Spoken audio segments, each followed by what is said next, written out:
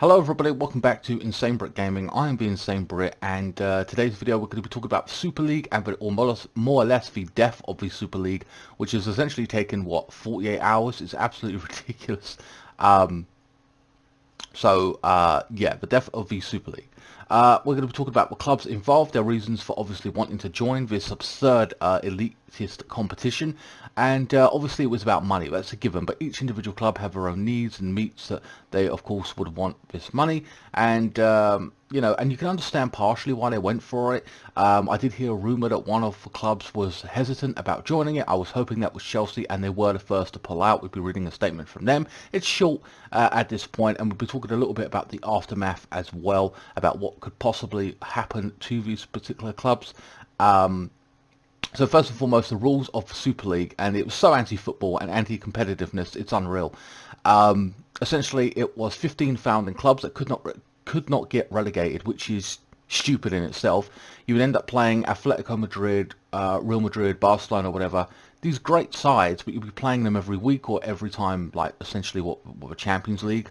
When that knocks about, you'd be playing these kind of clubs all the time. The Champions League is special because you only get nights like that here and there. You don't play someone for like 10 years and then you get them in a semi, or you get them in a quarter-final or a final.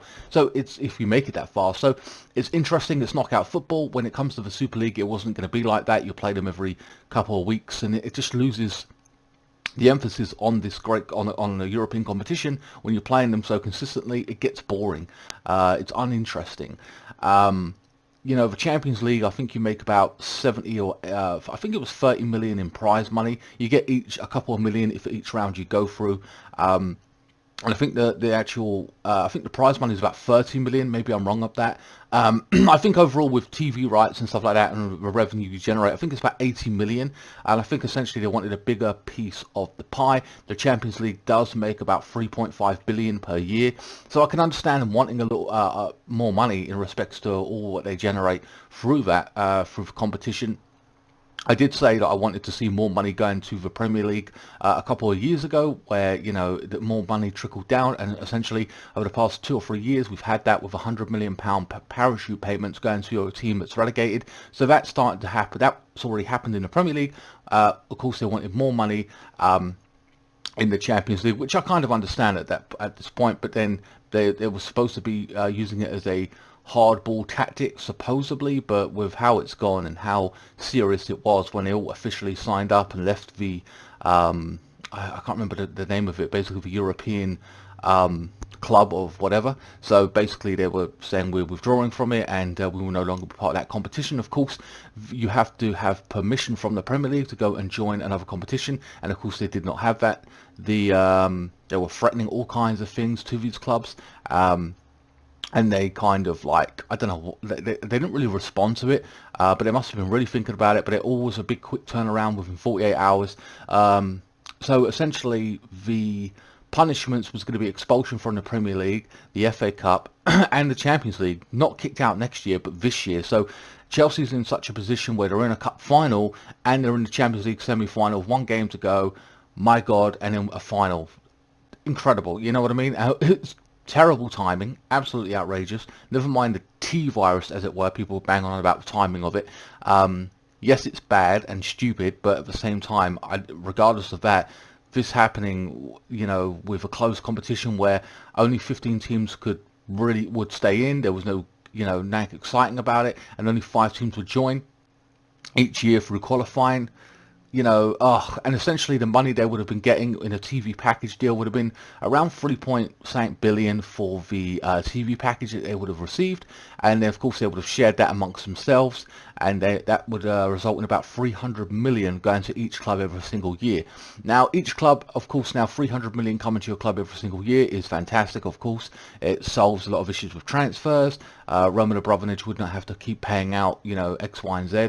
It's a fantastic for the likes of, just to relieve the pressure on the likes of him and these other owners. So of course I can understand why they were like, oh wow, this is incredible. But at the same time, the competition, you know, again, is it's just terrible. Just a terrible idea. It's unfair. It would ruin the structure and the pyramid of the Premier League in itself. and you know, affect other teams from grassroots, lack of coaches, and all the rest of it, because that money just simply wouldn't be there anymore. It would all go to the greedy six, as I've dubbed them. So yeah, 300 million going to each individual club, and of course these clubs, of course it's about the money, yes, but each club has their own. Well, I'm going to give you my opinion on some of the clubs themselves, because Liverpool, Arsenal, Man City, I'm not a fan of any of them, so I'm giving you an outside perspective here. So Chelsea, first and foremost, don't need the money. They've got enough sponsors and all the rest of it. They spent 80 million on Havertz. They spent no 70 million on Havertz, 80 million on Kepa. You know, I mean, Roman Abramovich bought a boat the other day for 400 million. You know, he's a billionaire, do what you want, I'm not judging him for that. But when you spend 400 million on a boat, you don't really need the money. And that's why I assumed that Chelsea were one of the clubs that were uneasy about the whole European Super League. They just wanted to join because they were kind of felt pressured into it, because they didn't know if they were going to miss the boat on something that could be very profitable and it might become a thing. So I kind of understand. Man City also do not need the money in that respect, because they are owned by 3 or 4 families, I believe. Their worth combined is 400 to 500 billion. They do not need the money. The 300 million a year is a couple of houses to them if they sold them. You know what I mean? It means nothing to them. So they were the second team to pull out. Now, Arsenal are run by a board of directors and their shareholders, and they got dividends, and they like sharing that shit out every single year. You know, we had Usmanov, who's a shareholder in Arsenal, and he essentially wanted to become the next Roman Abramovich, invest in the team, pay a lot of money, you know, compete in the league, and essentially they put a block on that and said, no, we're not going to sell you our shares. We like it too much. You know, our investment, we're happy with how it is. Arsenal Wenger pulling off miracles with kids for like the past decade or two. You know, that's the route they want to go in, and essentially they've been on a get rid of this manager, bring a new one in for the past couple of years now, not really competing for the league or anything. So essentially Usmanov or whatever sold the club. He was like, oh, I'm out of it, man. I just sell it to the American who's now at Kroenke or whatever. He was like a 50-50 shareholder with him, or whatever, they were the 2 big shareholders. So the Russian guy gave up, gave it to the American, and just said, I'm out, because you don't want to do anything with this club like that. It's like how I want to do. So they wouldn't let him buy the rest of the club, basically. They were unhappy with it and said, nah. So he just ended up selling. So Arsenal are in it for money and their dividends every single year. Liverpool is also run by an American, and this is an American theme, as you can tell. They want to run it like a franchise, where they essentially sell their rights like individually and don't really share the money amongst the other 14 clubs. And this is their philosophy, and so they kind of want to change the system. So Liverpool, you know, could have done this. Had a load of money come in, and then essentially have sold the club in a couple of years' time, and made a huge profit all day long. That's essentially what they would have done. Of course, some of that money, of course, would have went to transfers for Liverpool and stuff like that. But yeah, essentially that would have been, you're not going to spend 300 million on a couple of players every single year. You don't have to do that, unless you're crazy. You know, you rebuild, wait about 5-6 years, and spend another, like, what, 80 million or something on 1 or 2 other players, possibly. Again, Man City didn't need the money, so, you know, whatever. Now, the last 2 is Tottenham and, Tottenham and Manchester United. Now, Manchester United would have used that money to offset the debt that they have with the Glazers, about £3 billion. I think it's probably a bit less than that, but I'm not too sure with the interest that goes on it. So it's a crazy amount of money. If you did not spend, or if you did not give that money to the bank or pay it off, which you could do, but essentially they would give Ole Gunnar Solskjaer about 100 million per season, and say, hey, just go buy a couple of players, compete at the top, the very best, essentially, and we'll pay off debt. And in 10 years' time, it would, or depending on how you do it, or 15 years' time, it would have been fully paid. And so 300 million coming into the club would have been absolutely fantastic. Especially not being able to compete in the Champions League like they did under Ferguson. They've lost a lot of money there as well. Yes, they've got global fans, but they're not in the Champions League right now, or what have you, competing. They're in UEFA Cup and all this stuff. So, you know, it is what it is. So that's what they would have done primarily, their reasons for wanting it. Like, my God, to offset the debt, that would have been absolutely brilliant for them. Tottenham, I've got to be honest with you, Tottenham, I don't know why they're even being spoken about in this whole situation. They've just broken into the top 4 over the past couple of years. Yes, they're a good side. you know, Daniel Levy, I mean, I'm going to be very honest with you. You can say I'm a bit biased. I don't, you know, he's a greedy bastard. When it comes to Bale, yes, you can say he's protecting his player or asset or whatever, but when it came to Bale going to Madrid, he wanted 80 million. Turns out he was actually worth 80 million, but he was young at the time as well, and that's an incredible amount of money for him. And I'm like, okay, so you've got your money for Bale. Modric, I felt, deserved to move on. He was bigger than the club. Now you say no player is bigger than the club, and I kind of understand that, but at the same time, he is a top quality player in Modric and Bale, and they both deserve to be going on to win things and stuff like that. And Tottenham was never there doing that kind of thing. I think they came Champions League like once or twice, like, you know, like qualified, and then they were in it the next year, what have you. But essentially, he wouldn't let Modric go. Now we've got the same kind of situation with Harry Kane. He believes he's worth 70, 80 million pounds. He's 28 years of age. He don't want to let him go, whoever he decides to go. At this point, Kane has been in what, maybe a cup final. They're in a cup final this year, and what, the Champions League. You know, I think they're in a final, weren't they? I believe. But you know, but essentially, he's won nothing. Nothing of any meaning. He ain't gone on won the Premier League or European champion cups or anything like that. He's not like he's with Real Madrid or Chelsea or Man City or, you know, Liverpool, whatever. So, you know, he wants to leave and he's playing hardball there. So and of course Levy wants to obviously use that 300 million to compete with the likes of Chelsea and invest that into his club. Yeah, so those are the respective reasons. Yes, it's all about money, but yeah, they all had their own ideas about, or essentially what it was going to be about. Of course, Arsenal would have invested as well in the team, no doubt, but you know, that's what they were caring about, their own pockets essentially, while leaving the rest behind. And of course, taking that money and investing it in your respective clubs, you then are now using that money as a pure advantage against the likes of Burnley, Newcastle, whoever, you know what I mean? It's who have no chance of competing in this particular league. Realistically, you know, it's not fair. You have to earn the right to be in the Champions League. You have to, but that particular league, it was anti-competitive, and you didn't have to earn it. You were just there every single year for the 15 founders, as it were.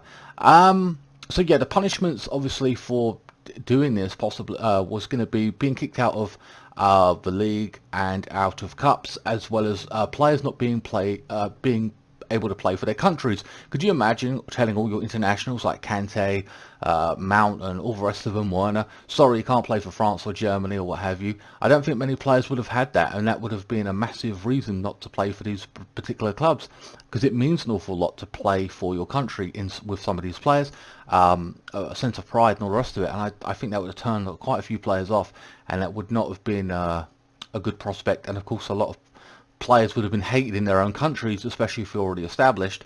Like, oh, Kante, why aren't you playing for England? I mean, for France. It's because essentially you're in the Super League. They would have been pissy at him, you know what I mean? So that would put extra pressure on the players from wanting to leave, possibly even putting in transfer requests and all the rest of it. Yeah, they would have been maybe offered more money, but again, it depends on the player. I'm not saying that players wouldn't have went for it, but at the same time, it's just more another thing where the internal, you know, players and stuff would have been like, hey, I'm not happy with this. Of course, the reaction to it was swift, with players, managers coming out and saying they were against it, Klopp in particular, possibly even risking his job. I felt sorry for Thomas Tuchel, because when he was asked about it, he was kind of trying to be diplomatic and say we trust Chelsea and all the rest of it. And I felt so sorry for him, because he was new to the club. He's doing a fantastic job. We're in a cup final. We're one game away from a Champions League final. The man's done no wrong, and to be put on the spot like that, I thought was unfair. I understand the media want to ask him these kind of questions, and of course I wanted to know. It would have been so cool if, like Klopp, he would have said, "Oh no, I'm not a fan of this, and it's anti-football, but I'll do what I got to do until I'm relieved of my duty. But at the same time, I'm not a fan of a competition or whatever." It would have been kind of cool if he came out and said that. But I understand his position. I felt sorry for him. He's done no wrong. The club's done no wrong. Or like the players have done no wrong, rather, sorry. And you could tell that when I watched the Brighton versus Chelsea game, it weighed on their minds. As a fan, I was watching it all unfold on Twitter, and I couldn't really concentrate on the game. The game was boring anyway. We just found we had no answers for Brighton last night. And I think if it weighed on my fan as weighed on my mind as a fan, imagine what it did to the players, you know, because they're in the thick of it. They're being affected by this and being criticised. Every tweet social media was putting out in respects to Chelsea or Tottenham or whoever it was, like talking about, oh, this is happening, that's happening. It was no to Super League, no to Super League. Fans around the world, and it was unanimous, you know. Sorry, I got that name wrong, that word wrong actually. That fans, pundits, managers, players, you know, ex-players and current players were saying no to this. How and there was not one person saying it was a good thing. Which so you know, I mean, come on. I mean, I don't know how long they thought about it, but yeah, unbelievable. So that was a good thing. Essentially, that everyone came together and united against this. Gary Neville in particular gave a passionate speech about it.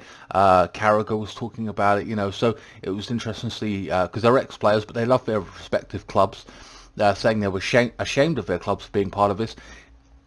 I even felt that Chelsea deserved to be relegated or points deducted or kicked out of whatever because they're doing something so selfish and everything. So I kind of agreed with it. Doesn't mean I don't love my club. I would have followed them even if they were in the Championship. It doesn't matter. I would have still thingied, watched them. I probably would not have watched the Super League or whatever. I would have been like, nah, I'm not interested in that. You know, I even thought about, I know it's crazy and it seems silly, especially now it's all over and done with, thank God. But at the same time, I was thinking about, hey, who else am I going to support? Should I go and support another team? Because I'm not happy with this. Again, you know, that's just the way I felt. Absolutely, I thought, my God.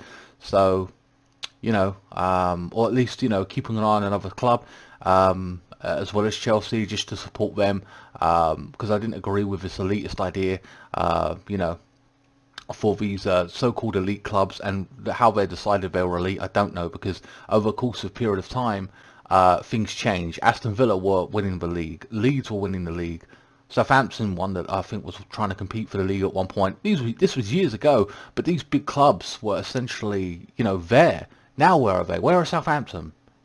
You know, they're nowhere. Leeds just come back into the Premier League. Aston Villa ain't been competing for the league for years.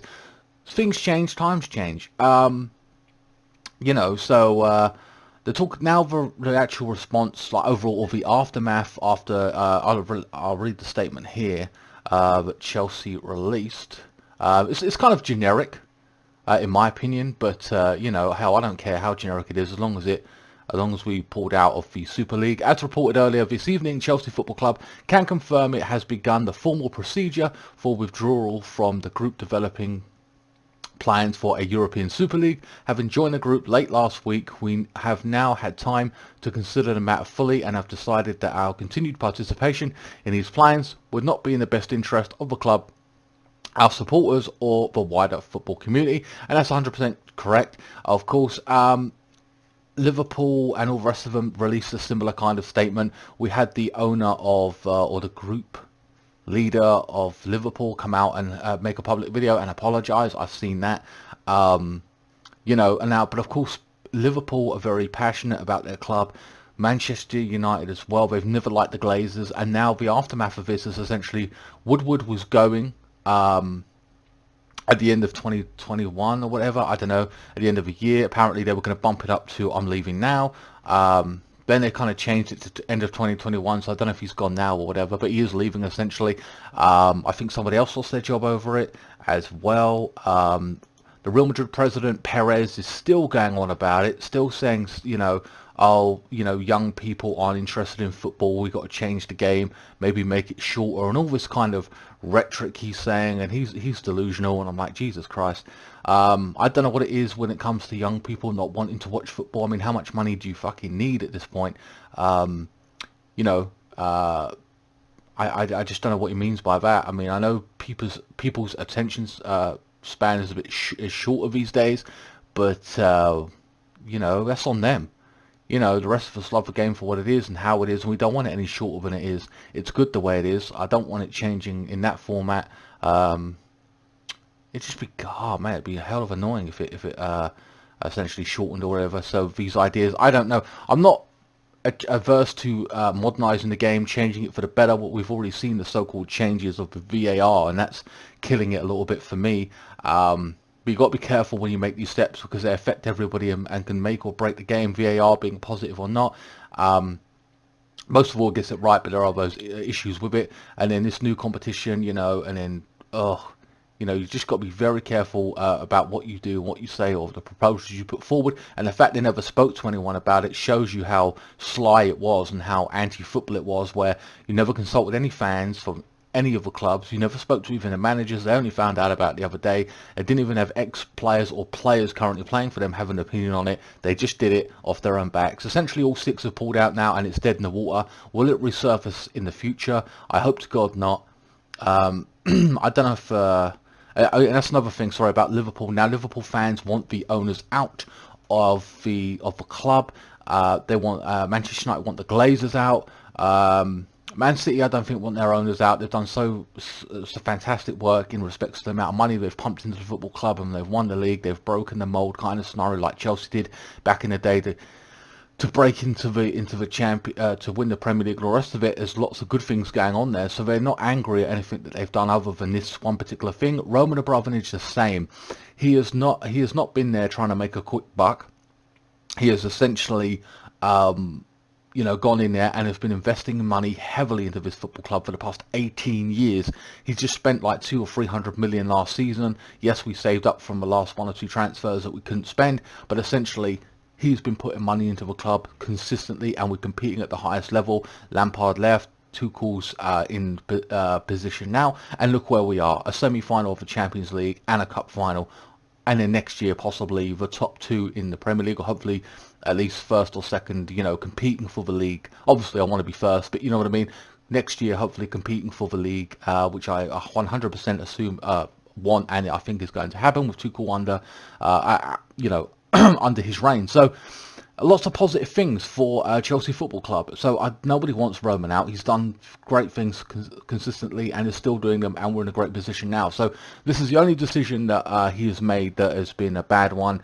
And, you know, like I said, he was the first to pull out, which I'm kind of proud of as well, that he was the first to pull out of this, this crazy league. It's all come crashing down within 48 hours, thanks to the football community, the wider community, whether you're a Man U fan, Liverpool, Chelsea, whatever, and the other 14 clubs in the Premier League have all condemned this, and rightly so, in my opinion. Essentially, what they wanted was more money in the Champions League, I suspect, and that's why they were really drawn to this. Of course, it weren't going to be anything offered. It's not going to be as much as the Super League of 300 million per year, but at the same time, I've heard now rumours that UEFA and the Champions League, whatever who run that, UEFA, sorry, essentially are going to come to the table and offer more money in prize money. So maybe that's what they, essentially, I think that's what they wanted to begin with. So in the end, I think they get what they want, essentially.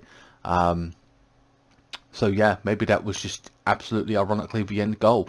And I don't know how much is going to be offered and all the rest of it. This is something I heard. I haven't seen a press statement or anything saying we will offer more money or whatever. But that is rumored to be to be said, to be happening. One last thing,